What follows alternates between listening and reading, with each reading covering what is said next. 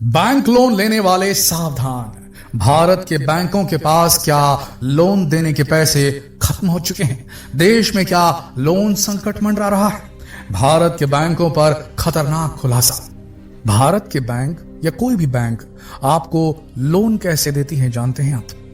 हमारे और आपके जैसे लोग जब बैंक में खाता खुलवाते हैं, वहां अपने पैसे जमा करते हैं, उसी डिपॉजिट के बल पर, उन्हीं एफडीज, सेविंग्स अकाउंट्स, इनके माध्यम से जो पैसा बैंक के पास पहुंचता है आम जनता का, उसी डिपॉजिट के बेसिस पर ये आम लोगों को, बिजनेसमैन को, नए व्यापारियों को, नया प्रोडक्शन हाउस शुरू करने वालों को, मैन्युफैक्चरिंग हब शुरू करने वाले को पैसा लोन के रूप में देती है बैंक।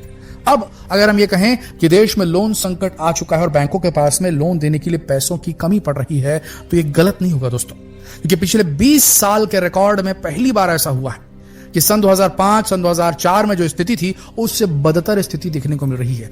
20 साल का वर्स्ट रिकॉर्ड सामने आया है भारत के बैंकों का। एक अनुपात होता है, समझ लीजिए, एक पैमाना, एक मेजरमेंट, एक मापक।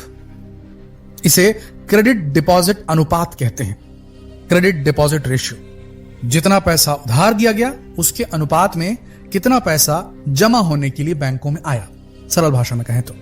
अब पिछले 20 साल के सबसे घटिया स्कोर में पहुंच चुके हैं हमारे देश के बैंकों के क्रेडिट डिपॉजिट रेशियो, यानी कि लोन ज्यादा दिया जा रहा है। लोन की डिमांड मार्केट में बहुत ज्यादा है, लोगों को लोन चाहिए अपने कामों को करने के लिए, अपने बिजनेस प्लान्स को सक्सेसफुल करने के लिए, अपने व्यवसायों के लिए। और पैसा जो जमा करने वाले हैं, डिपॉजिट करने वाले हैं जो बैंकों के अंदर, उनकी संख्या कम हो गई है। ऑल टाइम लो देखने को मिला है पिछले 20 वर्षों का। लोन ज्यादा चाहिए और डिपॉजिट करने के लिए लोग बैंकों की तरफ नहीं जा रहे।